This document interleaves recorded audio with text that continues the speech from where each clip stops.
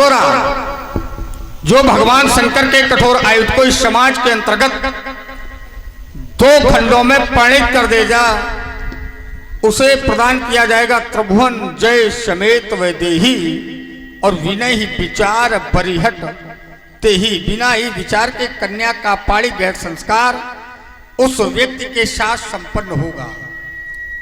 मेरा ध्यान चला गया बिना ही विचार की ओर।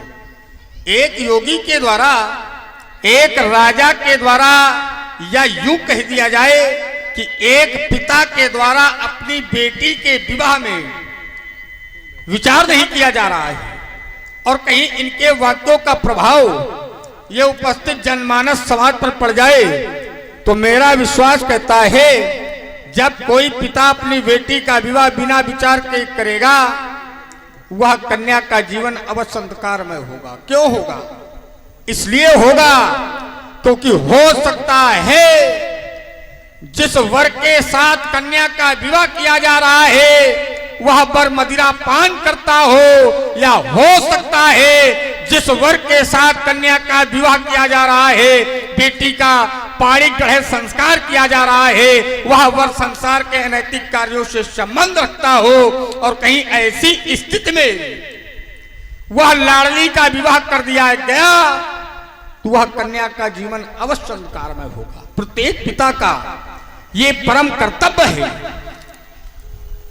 जब अपनी बेटी का विवाह करे तो अधिक न विचार करे, लेकिन 3 बातों पर अवश्य विचार करे। कन्या का घर कैसा हो, कन्या का वर कैसा हो, और कन्या का कुल कैसा हो। हमारे आचार कहते हैं जो घर वर कुल ये होए अनुपा माने अनुकूल, तो फिर करी ही विवाह सुता अनुरूपा, तब बेटी का पाणी ग्रहण संस्कार करना चाहिए। किंतु राजा जनक ने इन वाक्यों पर विचार नहीं किया। अरे आयुध का खंडन कोई बालक कर देता तो क्या राजा जनक अपनी बेटी का विवाह उस बालक के साथ कर देते? या धनुष का कर्षण कोई वृद्ध कर देता, क्या लाडली का विवाह उस वृद्ध के साथ कर दिया जाता? या धनुष का खंडन कोई दैत्य कर देता, रोगी कर देता, कोढ़ी कर देता, या फिर सूत कर देता? क्या बेटी का पाणी ग्रहण संस्कार उस सूत के साथ कर दिया जाता? और यह ऐसा किया जाता तो आज हमारे राष्ट्र की मर्यादाओं का खंडन किया जाता, हमारे देश की सभ्यता नष्ट हो जाती।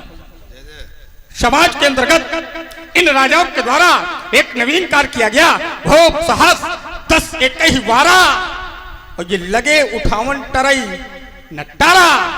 10,000 राजाओं ने मिलकर धनुष तोड़ने का प्रयास किया।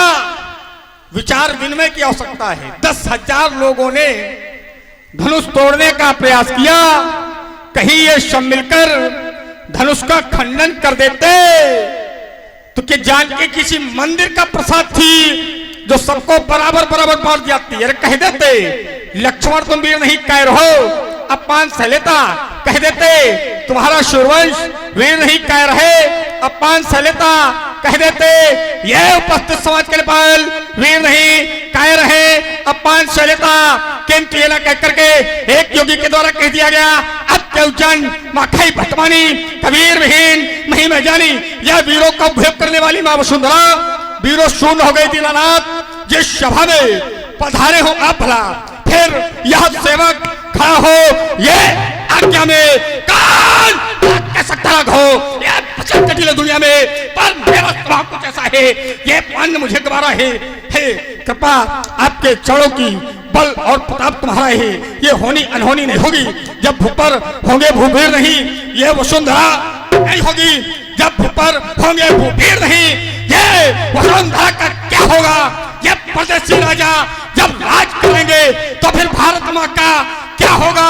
ये नदी नारे ये पाप धोएंगे तो फिर गंगा माँ का क्या होगा? और रह गई जानकी उत्पारी तो नारद वचनों का क्या होगा? नारद वचन सदा सुच साचा शोभर मिलई जय मन राचा, हो गए क्रोध के मुसीबत रहा निद्रा भी ज्ञान। एक जरा सी बात पर अरे डाला विरोध का पान। अरे मिथिलेश तुम क्या जानो क्या होती है वीरों की पहचान?